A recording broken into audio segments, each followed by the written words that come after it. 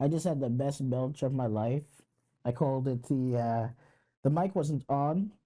I called it. I referred to it. I called it the uh, the Great Belch of 2025. It was a terrible belch, but it was good nonetheless. I had a time of my life with it. Anyway,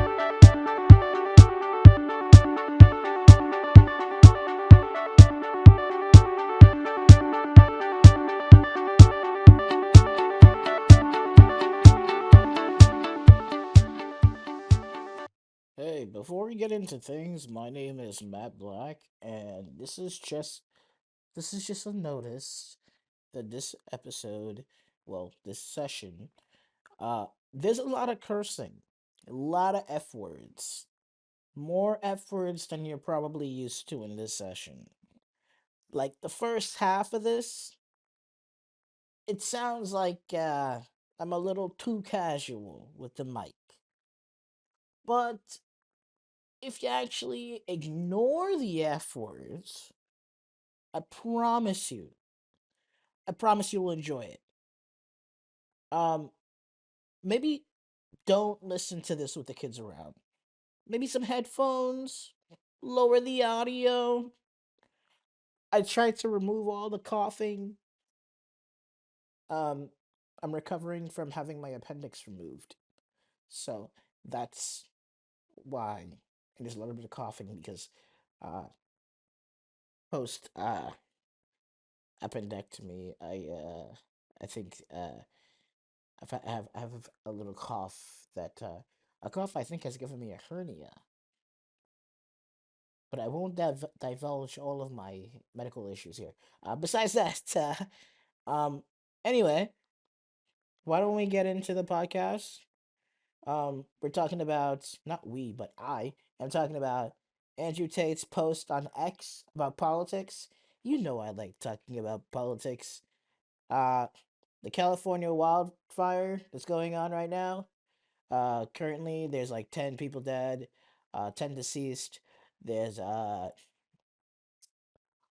over 30,000 people plus displaced in California. Please donate to California for the wildfire that's happening right now. Literally over 180, I think that's over like 120,000 acres is burnt through already. California's in some pretty bad shape. Pacific Palisades, Altadena, and other heavily POC areas, parts of by down by Riverside, parts of Encino, not Encino entirely, but parts outside of Encino, parts outside of Brentwood. Wildfires are raging here right now in California, and I hate to say it, it's really bad. It's really bad. Fortunately for me, I'm downtown. But regardless, it is not good for everyone. It's freezing in California, and there's a wildfire, and people are displaced, and there's already a homelessness crisis here. I mean, I mean, Listen, I don't care where you are right now in the world. I don't care where you are right now in the country. If you have some sweaters, if you have some socks, if you have some coats, some jackets, if you have some blankets, if you have pillows, if you have kids' clothing, if you have like bed stuff, all this amazing stuff, please go ahead and donate that to California because there's a lot of people that really need it right now. And this is over 30,000 people, and these are your fellow Americans. It doesn't matter what side of the aisle they sit on, folks. This is a lot. People have lost everything. This is fire. This is not a storm. This is not rain. This is not water. This is fire. And people's homes are burned from the top all the way down to the ground. I mean, some of these people, all they have left is the land that their house once stood on, and even that is tarnished and covered in soot. All right? The lungs, the elderly, people who are 90 years old have to start over from scratch. That people that lived in their homes for 75 years. Imagine you lived in your house for 75 years and then one day all of a sudden it just burnt the fuck down. You know, it's a pretty tough time over here in California. Everyone's having a hard time.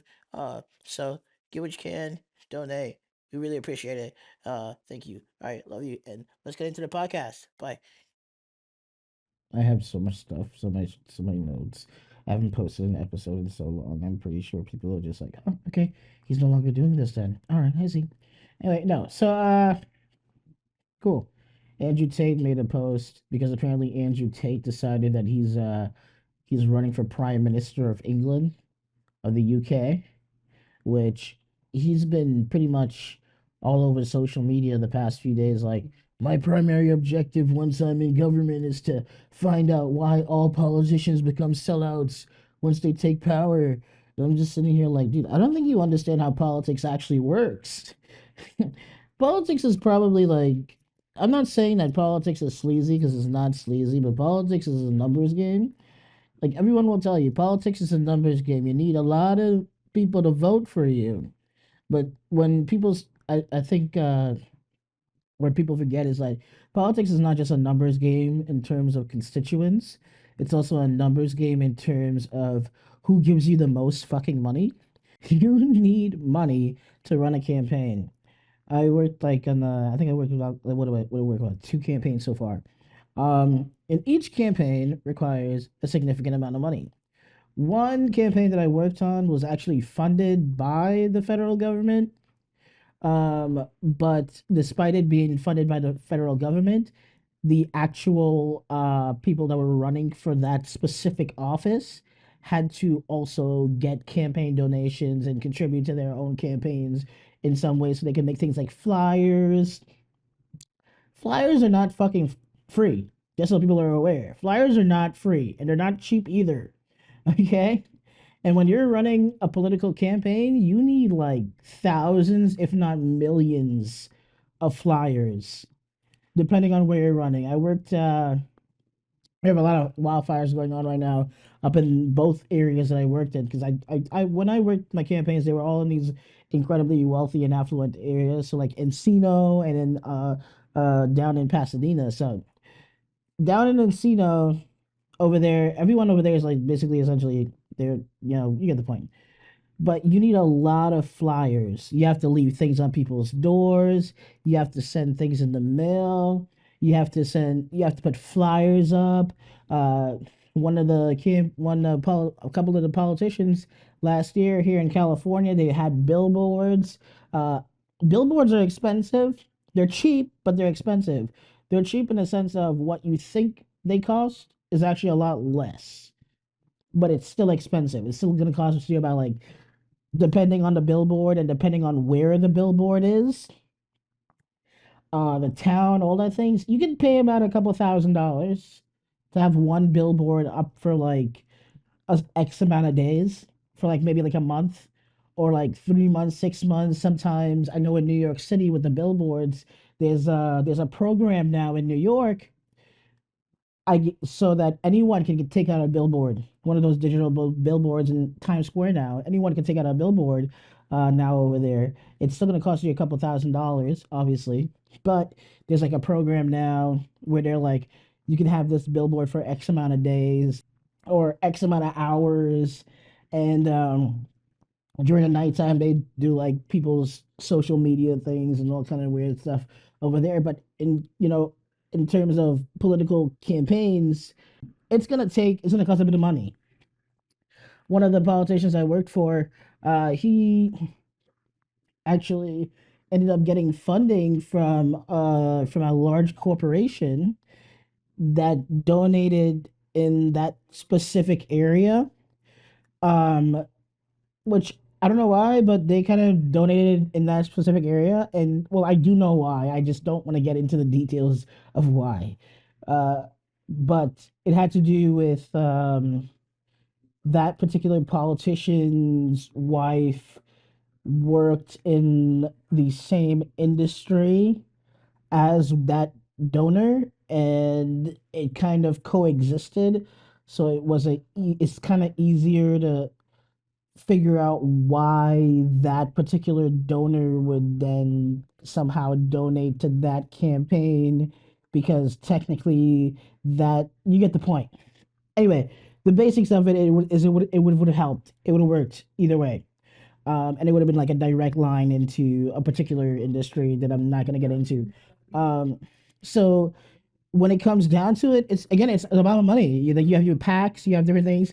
UK politics is a little bit different. UK politics is really, really different to the point that I don't even think that someone like, and I don't know what it would take for someone like Tate to come into UK politics.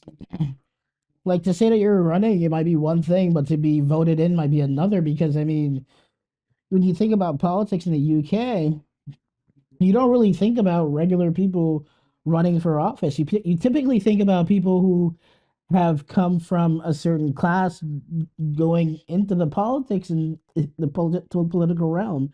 People like attend to certain schools and things. So I mean, someone like Andrew Tate going into UK politics is kind of like he's literally an outsider.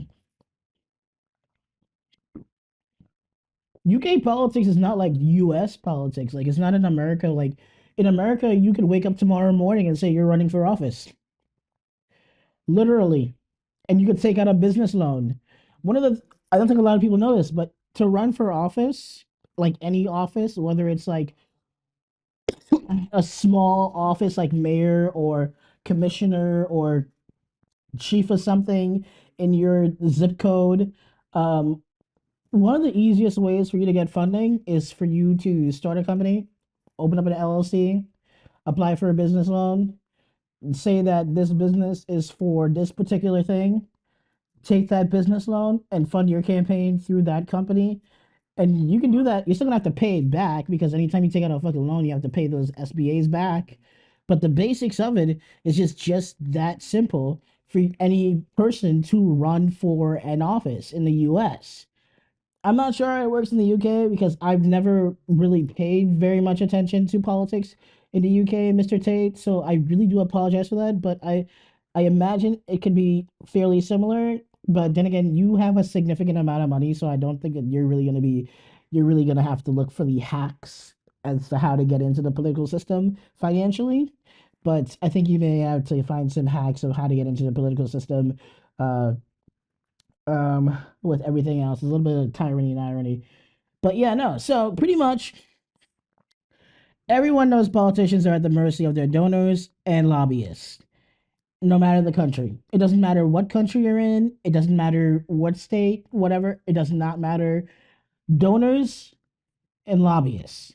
And there are lobbyists everywhere. Lobbyists want what they want. They're like, hey, we want you to fund this bill. We want you to not fund this bill. Donors are more than happy to contribute to your campaign if you say something that they like, and then the minute things hit the fan, they have no problem saying, "Hey, we contributed to your campaign because we thought that you would be able to do this, and we want you to do this. This is why we gave you $75 billion to run your fucking campaign. Why the fuck are you not doing this?" And then they could turn on you. You don't want people think like, oh, okay, once you're in office, if your donors turn on you, it's not gonna matter. Yeah, it does. It does matter. It fucking matters because you know what? They will turn around and they'll probably fund somebody else's campaign to run against you, and they'll give that person a fuck ton of money. And then the problem is that some of these people that fund these campaigns, they're all in these little like circles.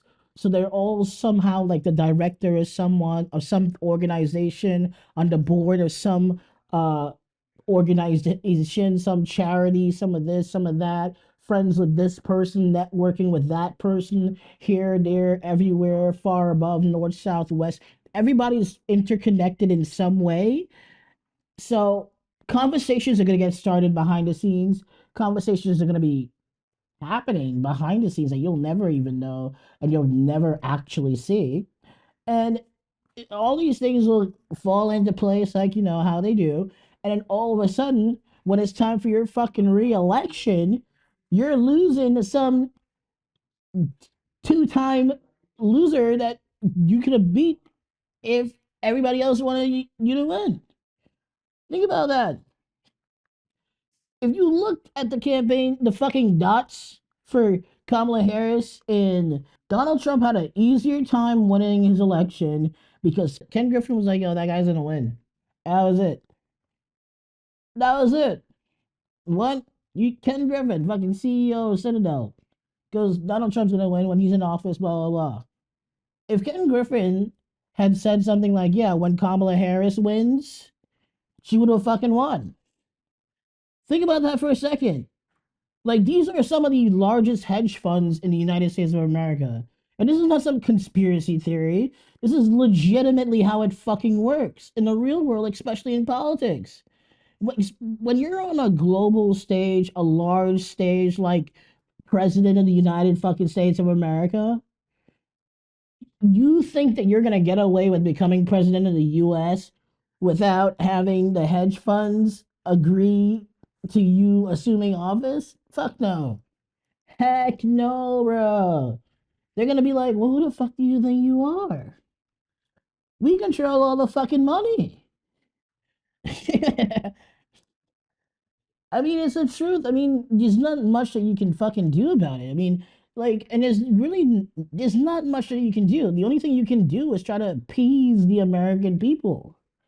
You can try to appease the American people, but the American people are not fucking stupid, bro. And you know what's the fucked up part about it?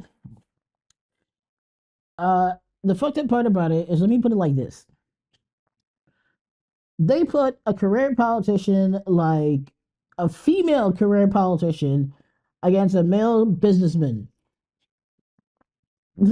What? If you had put a female politician against a female businessman, a female businesswoman, it might have been a fighting chance there. Might have been a fighting chance. But if you look at the reality of this, there was no fighting chance. She was not going to win. She didn't stand a chance. If Joe Biden had stayed in that race, he would have won. And that's not based on his articles, that's based on fact. Biden would have won. If Biden stayed in that race, he would have won.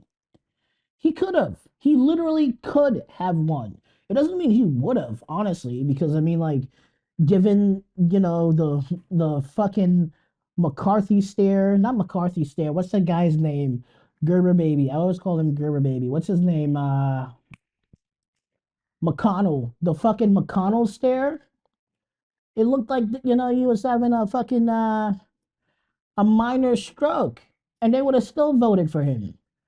They would have still voted for this guy, even though we all know Jean Pierre is basically carrying him.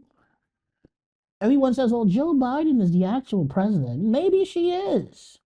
Maybe she is. But I know damn well Jean Pierre is the one carrying Biden's load for sure, and not in that way. Not in that way. No, not like that. I mean, like she's literally carrying Biden's presidency on her back. She's over here doing all the fucking hard work, trying to clean up his mess. Like what? No, President Biden was not steering off. No, President Biden did not have a stroke. No, President Biden did not. She, this chick's in the press conference apologizing, cleaning up his mess. She's like the best PR in town. She's the best fucking PR in town, all because of this dude. Like what? if she doesn't have a career after Biden's presidency, it's probably Biden's fault. If she has a booming career after Biden's presidency, it's Biden's fault. Like anything at this point that happens in her career after she leaves the White House, Biden's fault. That's just it. Good or bad, it doesn't matter. It's all Biden's fault. That's just where it's at because she's the one like she's basically just carrying this dude's entire career at this point. Like that's legit. I fucking like don't get me wrong though. I like Biden. I like him. He's a great guy. I've always thought he was cool.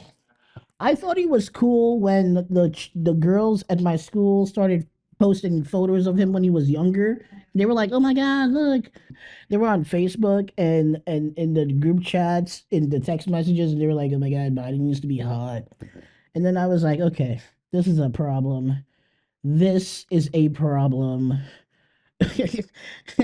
Like these women are these girls in my like college and high school class were like, yeah, we're gonna vote for Biden because he used to be hot, and I was like, what the fuck? Who says that? Who the fuck says that? And I thought it was hilarious, and I was like, Biden's over here getting votes from the younger women because he used to be hot. I was like, well, he has a son, Hunter Biden, and they were like, yeah, he's a pretty good one too. So if I'm being for real, Biden had a chance. I think he could have won. He could have done a pretty good thing, and he was. I like the banter. The first, uh, when I finally saw the first debate, which was after the fucking election, I liked it. I liked the little banter that he and DT had. I thought it was good, especially about the golf thing. Now that was fucking hilarious. He was like, I can beat you. I can beat you. And then Donald Trump's like, nah, he's lying. He can't beat me. He can't beat me. He lied. That's not his record. No, yes, it is. That is my record. No, it's not. Your record is not that. My record is better. As soon as I fucking saw that, I was like, yes. Yes. This is what I want to fucking see up here. That's what I fucking like that shit. It was great. I think the only way that we're really gonna have a female president, like the only real chance of us having a female president is if we get a female, if we get a woman Republican and we get a woman Democrat running against each other. That would give us a female president for sure. If we got if we had Tulsi Gabbard, Nikki Haley on the Republican ticket, and Kamala Harris or what's the other chick? What is your name? It starts with a K.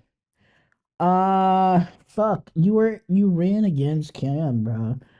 You are another one that I think is good. Your name starts with a K. Not Katie Porter.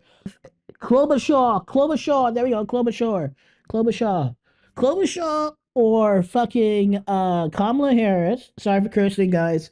Klobuchar or Kamala Harris versus Nikki Haley or Tulsi Gabbard. Now that's one way to get a female president without having to indoctrinate her from birth. I swear to God, that's like the only real way. I mean, like, I think Gretchen Whitmer can be president for sure, but Gretchen Whitmer seems like she's cut from a Hollywood female president character profile. She mirrors too much of a resemblance to the woman that played Millie in on Scandal. So I think she just looks too much like her, so it makes it really difficult to not see her and then see Millie in the back of my mind. So do I think she can be president? Potentially. I mean, she's got some stuff going there for her, but there hasn't been too many highlights in Michigan recently, um, that have made news, that have made headlines. So otherwise, and then she was also in the bar with Kamala Harris drinking semi lane. This is another thing. So that looked really bad. But yeah, I think she could be president, but she just looks too Hollywood. I think that Kamala Harris, when she was, hanging out with Whitmer in Michigan, I really think that Kamala Harris forgot that Whitmer is her competition. The Democrats are at war with each other, and I don't even think they realize it. Because, like, politics, again, like I keep saying, and I'm not gonna lie to you, politics is a fucking career. Okay. And sometimes people like you and me, like, regular people forget that politics is a fucking career. Half of these people clock in and clock out. They clock in, they clock out, they listen to what you have to say, they may agree, they may not agree. Sometimes, and then they have to care about your issues, and then they have to care about their own issues, and then they have to care about bigger issues. They have all this fucking responsibility that it's like it's fucking difficult because I don't think people realize what the career of a politician actually really is. So like 110% for a lot of these people, this is just a fucking job because when they leave, they clock out, they gotta go home to their fucking families. Whitmer's got like what, two, three kids. Kamala's got like two stepkids, and they're in college, so she's pretty much going home to her husband. She loves Dougie. I like when she called him Dougie. I was like, oh, that's so cute. Oh, she's so sweet. I need a girlfriend. I want somebody to give me a cute nickname. Tai, something cool. Yeah, no, and then you have like Biden's going on to his wife. His wife is cool. For Halloween, she was a panda, and I was like, I, which I was a panda. I am a panda. I am a fucking panda because you know what? During the election, when I was on Zoom, I would always have like my panda, my, my panda thing on Zoom. So you never see my face; you just see the panda. Because I am funny. I like the panda avatar on Zoom. That's always my avatar. And then Joe was a panda, and I was like, okay, Joe, I see you. I know what you're doing. It's just very cool. It was great. Following that, we also had uh DT. DT goes on his like wife. He's got another kid in college, which I think this is fantastic. I'm not gonna lie to you. This presidency is cut from mold, babe. Donald Trump is fucking president. His youngest son is in college. The next 4 years, you got to deal with DT in office. And the next 4 years, his son's gonna be in college. Like, come on. Like, what? The president's son's at NYU. No wonder they have fucking congestion pricing in New York right now. They have congestion pricing in New York because of Barron Trump. And I wish they would fucking lie to me and tell me that that's not the truth. Let's be fucking for real here. That congestion pricing is all because of Barron. They're like, if you're going downtown, you gotta pay $9. NYU is fucking downtown. NYU is in that congestion pricing zone. In case people were unaware of it, they were gonna charge you 24 fucking dollars to go to fucking NYU with a car. Now they're charging you like $9 additionally. The fucking Holland Tunnel pricing is sky high now. It used to be like 15 fucking dollars. Now it's like 20 something dollars because Kathy Hochul was like, we have to put congestion pricing. Nah, there's this. Let me be real with you people here. Congestion pricing is not here because they want clean fucking air, okay? The clean air thing is just a plus. It just happens to be a plus. The congestion pricing is so that the Secret Service could be downtown in Manhattan to protect Barron fucking Trump while he's attending NYU. That's why the fucking congestion pricing is down there, okay? And you want to know? Let me be real with you, okay? And you know who the new police commissioner is? Fucking Jessica Tisch. Have you been to NYU to Tisch School of Art? Like, come on. And then the Tisches are like, come on, bro. You do not need to be. You want to know the funny part about this? Is I know this, but the average fucking American is not going to know this shit. To the average American, this is just another bill. Oh, They give us more bills. We pay more bills. Look at this. All of this is so expensive. Where am I going to get the money? Bro, let me be honest with you. This is only because of the Secret Service having to be in Manhattan for the next 4 years. Okay? They're trying to make their lives easier. Okay? Somebody attempted to assassinate Donald Trump twice, 3 times. The Coachella thing, they stopped someone from trying to bring a firearm up there to attempt to assassinate him. Okay. In addition, you have Jessica Tish as the new police chief in New York. That's just like there.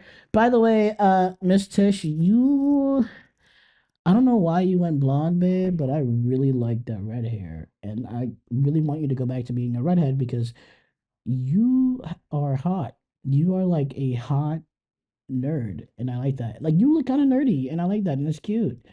I think that shit is so cute. And I think that you should do that because it's really cute. But you look good with the blonde hair. I mean, I like it. I don't have an issue with it. But I'm just saying, like, if I had to choose between you being blonde and you being a redhead, I would always choose you being a redhead because I like that. I love that shit, you know?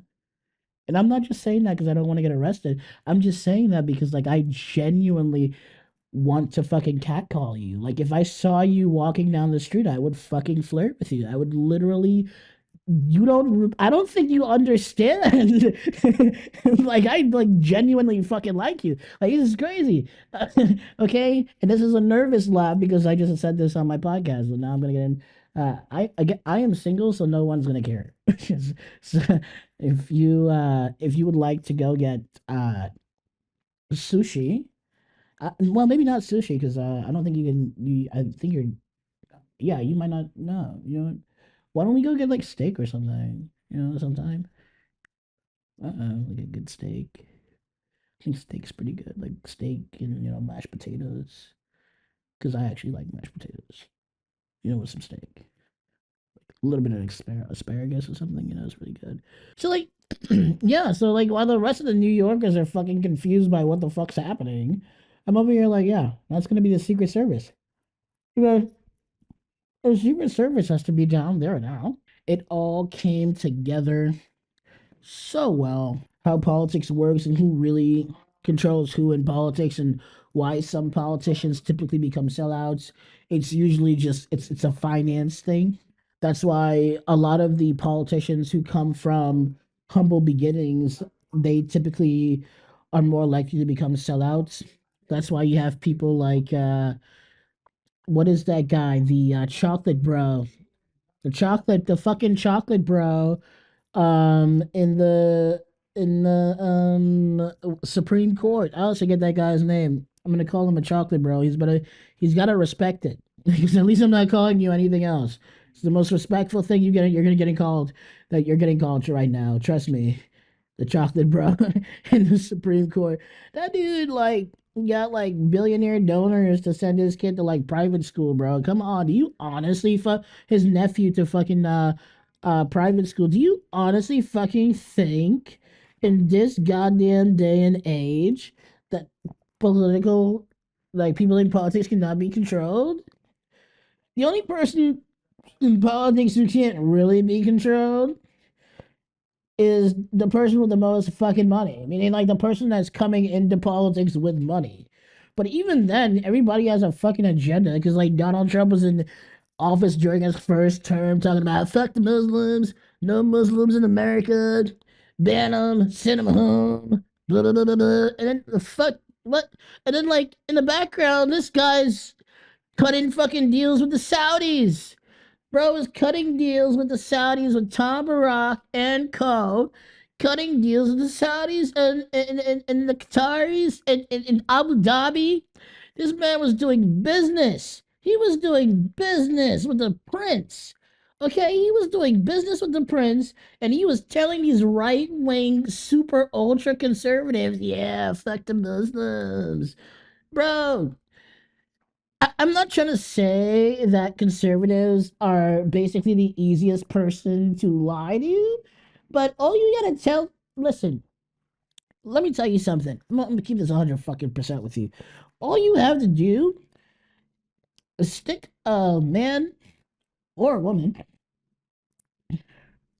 in their race, not gay, straight, in front of them, and have that, and all you have to say is fuck this group, fuck that group, blah blah blah, for a couple months. They'll vote your ass into fucking office, and you get in there and just do whatever the fuck you want to. Done. And then you know what? You know the funny part about it? The only thing you have to do is skim the top. All you got to do is skim the fucking top. You understand me? You just have to appease them by like a little bit, just a little bit. Oh, I gave you this. This was a campaign promise. I just have to let you think I'm doing this, and I can go do whatever the fuck I want to, basically. And that's not to say like, oh, that's what anyone should be doing. No, that's not what I'm saying. That's not what I'm saying. Every politician is not like that. Trust me. DC sent in their own firefighters from DC. DC sent in their own firefighters from DC. Yeah, so pretty much like everybody knows that right now there's this massive wildfire going on in California that's basically burned through like 20 something acres, 20 something thousand acres of land already in like a short amount of time. I mean, this thing has been going, babe. This thing's been going. It's been going for about a week. Um, it's been out of control for about a week. Uh, and when it started, everybody started pointing fingers at everybody. Like, I mean, fingers are being pointed. People were blaming Newsom. People were blaming Karen Bass. Karen Bass was out of town, bro. Okay, when the wildfire started, Karen Bass was out of town. Now she was out of town because she was in Ghana because Biden was at Cedar Sinai here in California, by the way. But he was at Cedar Sinai because his granddaughter was giving birth to his great grandkid. So he was at Cedar Sinai in LA, and as a result, he sent Karen Bass to Ghana to go be there for the president's or the like prime minister, somebody's like uh inauguration. So she went over there for the presidential inauguration of the guy in Ghana, do a little photo shoot, blah blah blah, come back, right? So she's over there, and then the wildfire breaks out over here in the US and LA. So now everybody's up in arms, they're all pissed off about it. Everybody's like, oh my God, Karen Bass is not here. What is she doing? Why isn't she here? Blah, blah, yelling, screaming, all 9 yards. Everyone's pissed. So Karen Bass gets on a flight, the U.S. flight, governmental flight, back to L.A. Reporters are all from all over the world are here. Everybody's here. Reporters from all over the world are here because everybody's like, yep, this is the big one. This is the big one, by the way. So everyone's pretty much like up in arms. And reporters from like England and fucking Sky News are sticking mics in her face. Why weren't you here?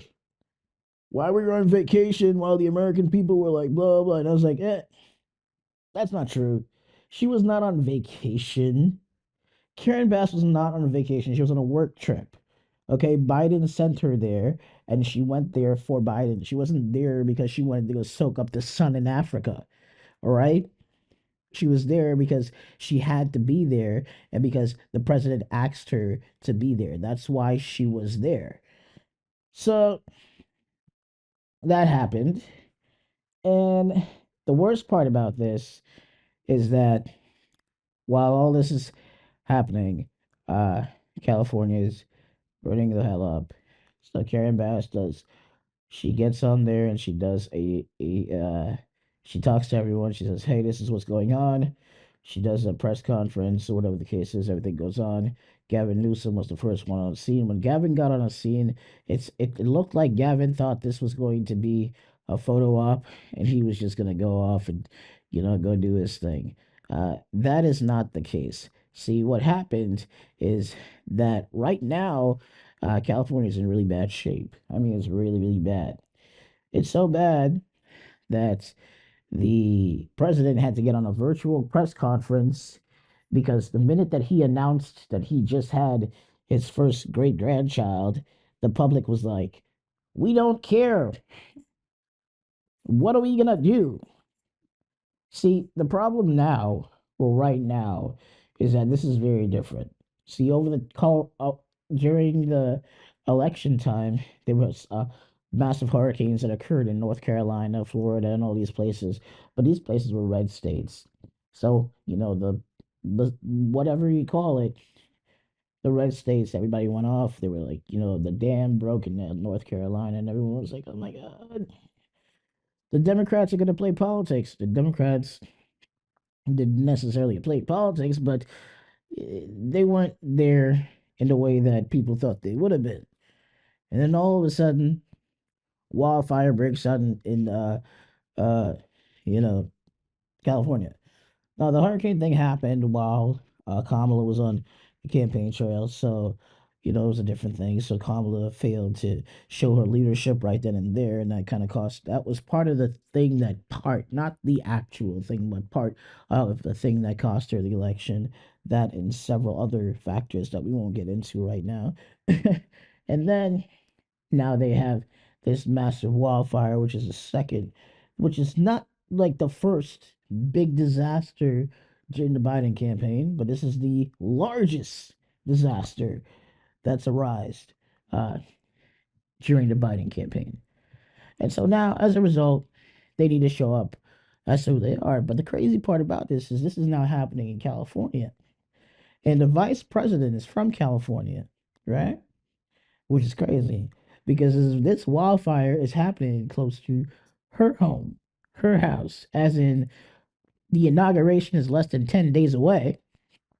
And when she leaves the White House, this is her house that she has to come back to. Well, not necessarily, this is really her house that she has to come back to, but it is a house that she may come back to that is under her name and her husband's, right? So, and they've lived there for years. So, you get the point. So, this is pretty intense. Gavin Newsom, the mayor, FEMA, the director of FEMA, Biden, and Harris are all meeting in this large video chat in the White House because they wanted to show the American people that they were about their business and that they were on top of things, which fantastic. Biden gave a detailed speech where he's done this for a while, so he very clearly let them know everybody's gonna get $750. That's about it. I don't care what you do with it, but that's the best we can do. Kamala Harris listened to it, and while they got the side of her, usually they get the front of the bag. This time they got the side profile, and Cam, she didn't seem too happy about that, but they let it slide because it is what it is. She then gave a speech, a little chat about how she felt about what was going on in California. Well, meanwhile, we know the fires are raging closely to her home, to her neighborhood, because, anyway. And then, she does her thing. Karen Bass, and Gavin Newsom are on camera. Gavin Newsom gets on there. He gives us a great spiel. Great spiel. It was the greatest spiel I ever heard in my entire life. Now, look, I know Gavin. Gavin's like, holy shit, this better not end my career in politics. So he was obviously nervous, and he was obviously trying to make sure that he maintained his cool and that he was prepared to be in a leadership role here. Karen Bass seemed like she was pretty calm. She was very calm about this. It's almost like, holy crap, you got to see how we handle this. And yeah, and they went on to do their thing, pretty much. The crazy part about this is everything that they were doing in some way could be easily seen as like, oh, they're just doing this for show. But no, this is it crossed the line when you realized how close they were to with the vice president's personal residence. I think that's when they started taking this thing kind of serious because this is literally a direct line to the White House. And then suddenly, a lot of people probably missed this because this came on in the middle of the night. that DC sent over a few firefighters to uh, help in the Brentwood area. And by now, everybody should know that the vice president has her own personal residence in the Brentwood area, which, by the way, is a very nice neighborhood. It's a very nice area. I mean, uh, I personally have looked at real estate in the Brentwood area because they also have really good starter homes over there, which I always thought was pretty cool. And they're really very good. They're really well priced. It's a surprisingly when you compare them to other parts of LA and the pricing of the homes, they're actually pretty well priced. So I'm very interested in purchasing a home over there at some point, hopefully.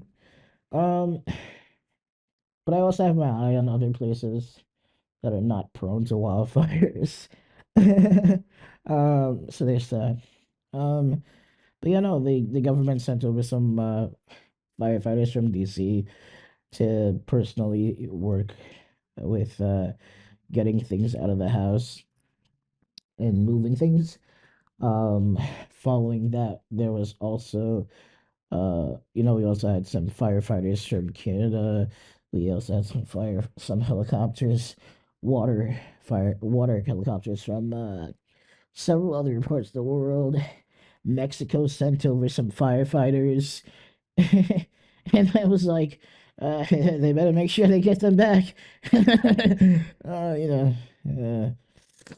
know, suddenly we started seeing in the Brentwood area there's now these e- esca- excavators, excavators, excavator. That's what it's called, excavator, and several other heavy machinery vehicles, clearing, clearing the all of the dry, weeded brush from the area to try to slow down the fire, which I think is ironic because they're doing it there, but they're not doing it anywhere else. They're basically like, well, an entire neighborhood burnt down.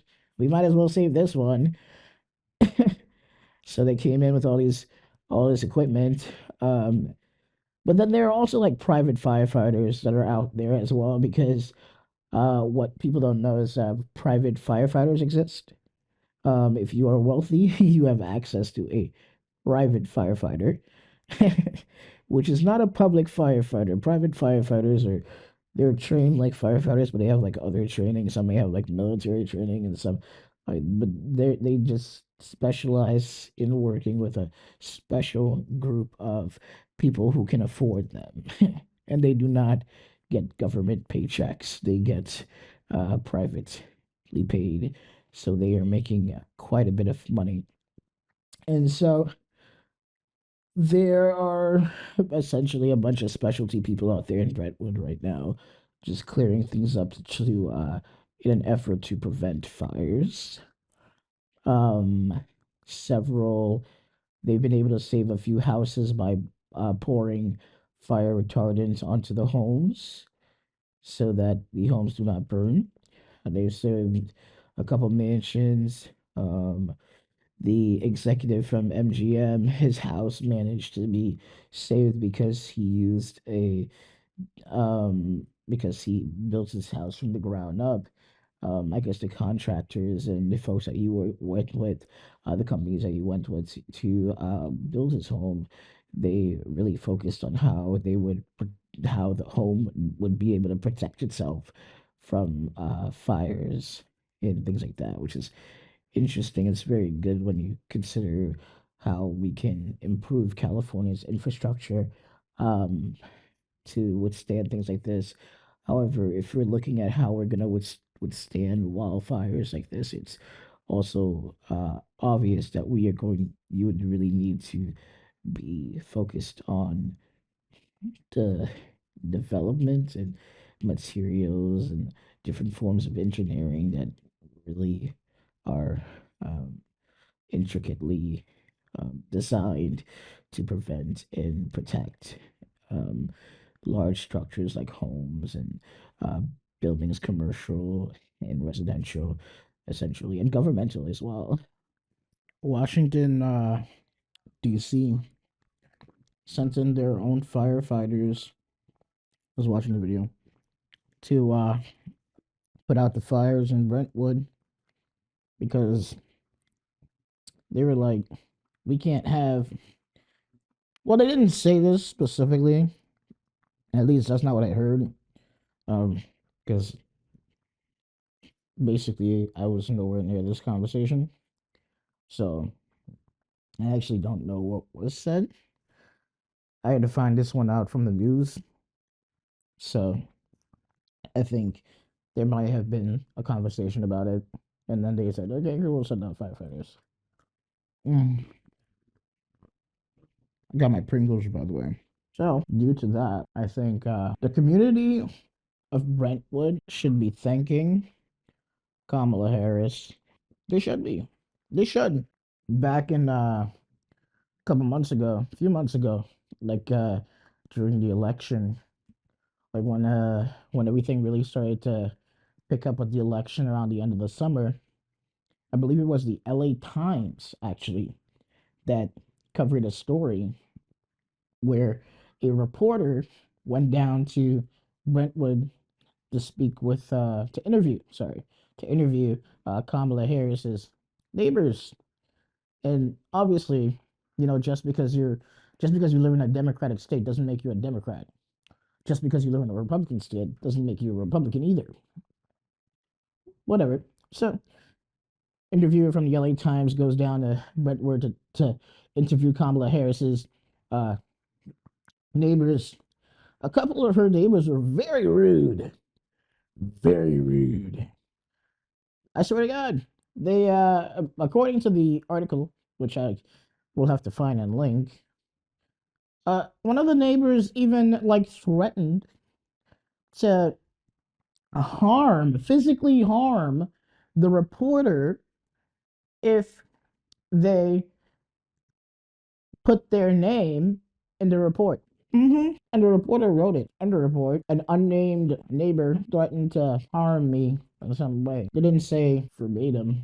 However, they did say something along the same lines. I think it's very rude, though. Irony of it all is that now, with this massive wildfire that's been basically burning for a week at this point, all of these people should consider themselves lucky to be the neighbors of Kamala Harris because of her, DC sent out additional fire and water services to protect her home. Because, I mean, after the 20th, she's going to be moving back home and she's going to need a home to move back into. What is she going to leave DC and come back to nothing? So, yeah, and I mean, and then it takes a while to purchase a home and all these different things. And then the last thing you want is for the vice president to be on her way out of office and then she has no home and then they have to stay in DC or in another state or something, maybe get like a vacation home or Airbnb and go travel while they purchase a new home and try to do all these different things to as an excuse for why she's out here and there and spending more time here and then all of a sudden just to buy a home and things like that. You get the gist of it. And for all we know, she could potentially already be in the process of purchasing a new home. None of our business, you know, obviously. But regardless of that, I think that those neighbors should be considering themselves lucky because had she not been their neighbor, who's to say that Brentwood would still be standing right now? A couple, uh, a couple months, not a couple months ago, but literally just last month, I was looking at a home for myself in Brentwood. Not one of the $1 million ones, not the $1 million affluential ones, just like a less than $1 million, probably about between 7 and 900,000 in change. I was just looking at it. It was like a 4 bedroom, pretty nice size starter home. I was like, yeah, this is nice. I can do that. Well, heck of a loan though. Too expensive. So I was looking at that. And then all this wildfire stuff happened this week, and now I'm just like, I don't know. California's a wildfire state. I don't know if I want to risk it. A lot of people lost their fire insurance too. There was a nurse on the news putting out watering her family's house, her parents' house. Her parents were like in their 90s, and like their insurance company literally on Monday canceled the family's fire insurance, and then in what do you call it? And then a day later, Tuesday, boom, wildfire, massive wildfire that started in like the mountains, and the massive winds. Santa Ana winds, massive winds. Said that little brush fire that a couple kids came across. That little brush fire turned into 12,000 plus acres. 15,000, 17,000 acres, I think now it is. So many acres of land. It's gonna be a hell to rebuild that. The first of all, the green devastation, the home devastation, 30,000 plus people. That number is probably way higher now. They're probably close to about 50,000 plus, if anything, because it's at the point where they've stopped. They've altogether they've stopped telling you how many people have now been displaced by the fire. After the number hit 30,000, they stopped. They were like, we're not going to answer any more questions. We can't tell you how many people. And then all of a sudden, little fires started popping up all over the place. Uh, some down in like by Riverside, really small ones.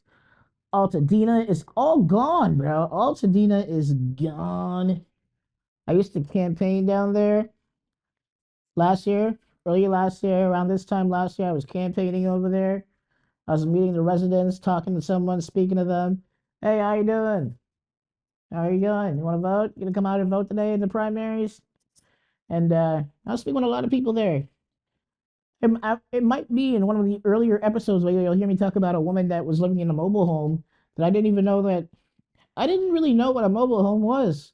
I thought a mobile home was like a trailer. It kind of is, but apparently they're not. They're more like fixed. There's no wheels on there, something like that. Um, so yeah, I was over there working. It was crazy. And then Encino is in danger. I did work in Encino as well. Encino was a nice neighborhood. I've met so many nice people through their rig cameras. uh, it's a great community too. Down in Encino, it's a very, very great community.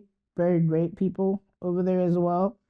Very, very strong school district. A lot of people want to be involved over there. The families are always involved in their kids' lives. Kids are involved. Very family friendly neighborhood down there in Encino. I'll tell you that right now. So I know there's a lot of families that are probably displaced, but I will say a lot of kids over there go to private schools. Um, not just a piece of uh know-how, a little piece of information. Um, so it's particularly interesting. The school district over there is trying so hard. They've been working so hard. I remember walking down there, the amount of people that I saw, the amount of people that I met over there. Man, I can't tell you how many people I met over there. I met so many people over there. I spoke with so many neighbors, so many families to get them to come out and vote. And I mean, I don't see those people on the news, which is crazy because it's still, I feel like it doesn't hit as hard as it should be because I don't see them and all there. But I know I was friends with a guy Well, we weren't really friends. We were working together, so we were like campaign buddies. He lived in Alta. He lived in Altadena. He himself lives there. I have his number. I should probably text him and see if he's all right. It's devastating what happened to that community. Pasadena. I don't know how Pasadena's going to recover. I worked for a guy who is from Pasadena. He works for the government now. He is a politician. He himself lives in Pasadena. His family lives all over the place. They live everywhere. I mean, I, it's not just it's not just the homes of everyday people that have been destroyed. You know, a lot of these homes that have been destroyed are people that work in office, politicians. One woman that spoke to the news, she is like a trainer, like she trains the health the responders, the first responders. She's a first responder herself, and she lost her home. It's not just devastation for the people of the community. It's devastation for the people that work for those communities as well. Not just the people that have jobs there, but the people that hold office, the people that sit on boards that uh that help do things in the area for the community. Politicians, fellow politicians, to Newsom, Karen Bass. Where's Karen Bass live? I don't know where she lives, but no one's talking about that. Is anyone asking where Karen Bass is, if she's good? Because the mayor and the governor, I know they have their own little places where they live. Are their places safe? We haven't even started talking about that yet.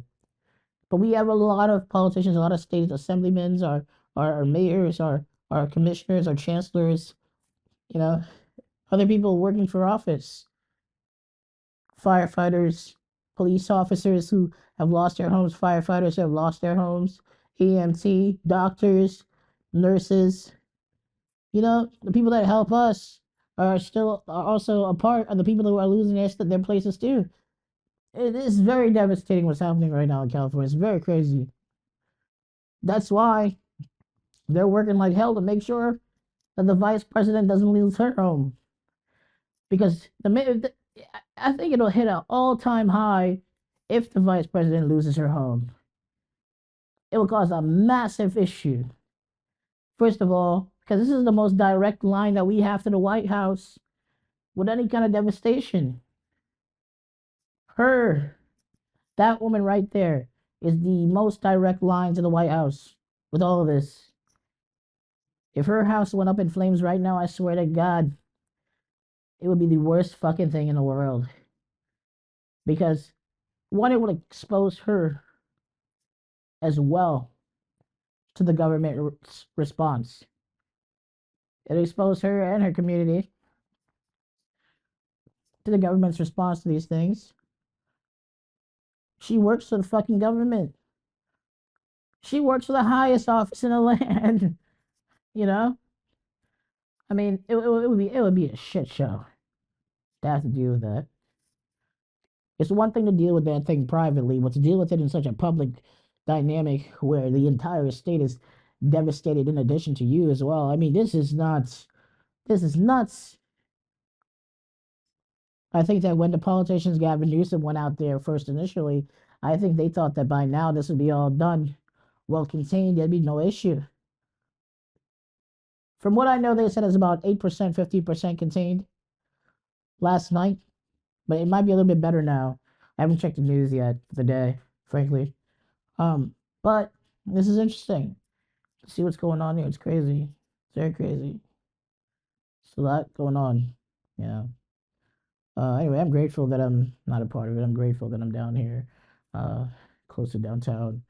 Pretty grateful for that, because if I was not near downtown, I don't know where I'd be right now. I'd be running for my life.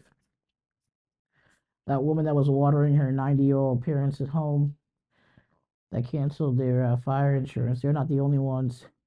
Several elderly people, several elderly people in the past in the Pacific Palisade area, several of them have experienced having their fire. insurance canceled within weeks to days of this massive fire. Weeks to days of this massive fire. You understand me? And then all of a sudden, this fire starts. The problem is that California didn't get a lot of rain this year, or last year, or any other year. 'Cause typically, if there's a bunch of wildfires happening right now, it's because there wasn't enough rain at the end of the year. Right now, it's supposed to be raining, but it's not raining. I learned that because in San Francisco, it rains around this time a lot. So, that's how I know that. I know it's crazy. Yet I'm grateful for where I am right now. Um, man, wide scale, so much devastation right now.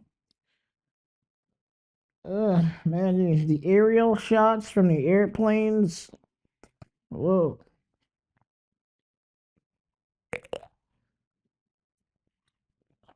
Pringles.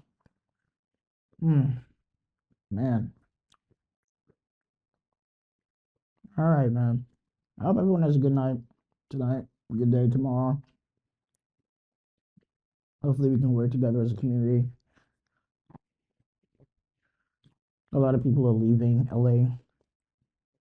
A lot of the wealthy people who are able to leave are leaving immediately. They're not staying. So the shelters are going to be majority packed with people who cannot afford to leave.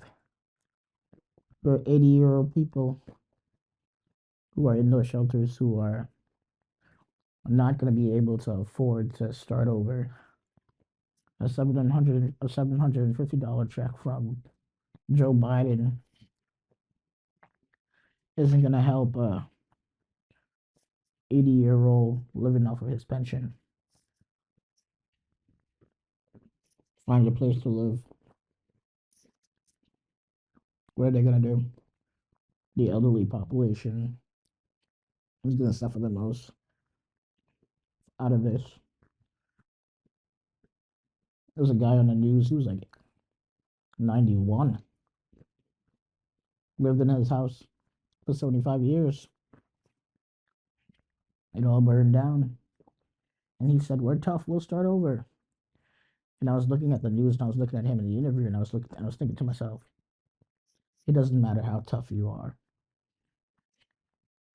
At 91 years old, you shouldn't have to start over. At 91 years old, you shouldn't have to go through this. I don't know what the government's going to do for that man. He's 91 years old. He could walk into that place and have a heart attack right now. He's 91 years old. 91 years old. He can barely hold himself up. He's already, there. There was another guy was helping his wife's father, his father-in-law. Old man, 90 something years old, has Parkinson's. He lived in the Pacific Palisades. I think he lived by himself or he lived with them. I don't remember. He had to go up there and help them. And then the car got stuck in the gridlock. He had to pull him out of the car with flames all around them and walk up the road with this man who's 90 something years old with Parkinson's. I think 80 something years old with Parkinson's with a walker while flames and embers are all around them. Jesus, that was some shit, man. Come on. But that was so bad. Oh, rubbing my Pringles. And then, you know, it's terrible. Terrible, terrible thing. Let's see. Uh, the younger generation, schools burnt down. Schools. You know, there are a lot of schools on fire. Prisoners came out to put out fires. Prisoners came out to put out fires. They said that Karen Bass refused NYFD.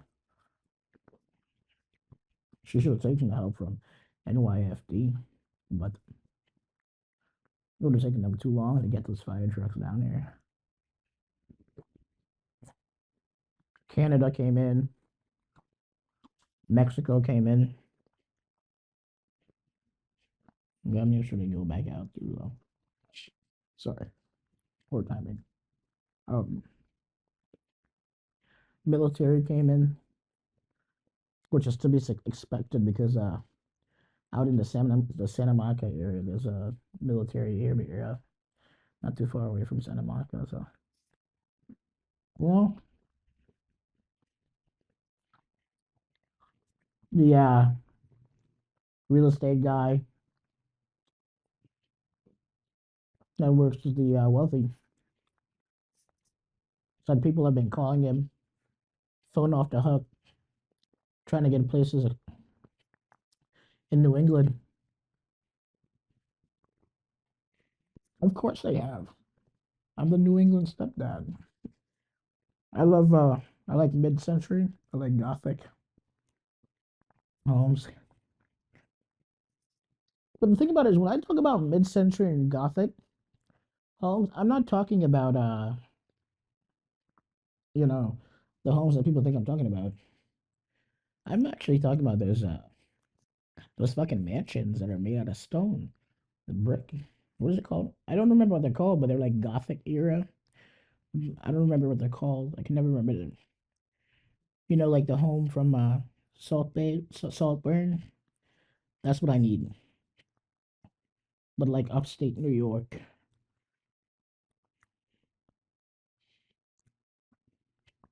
that's what I need. Why? Because those homes are a lot harder to come down by fire.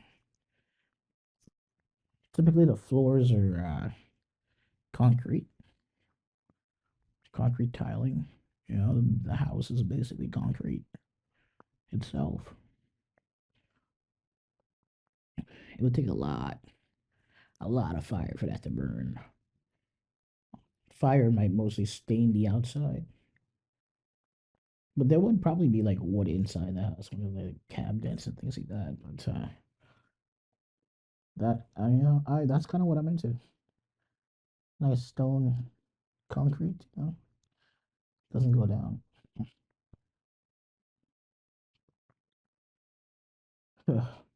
Man, I don't know what to say.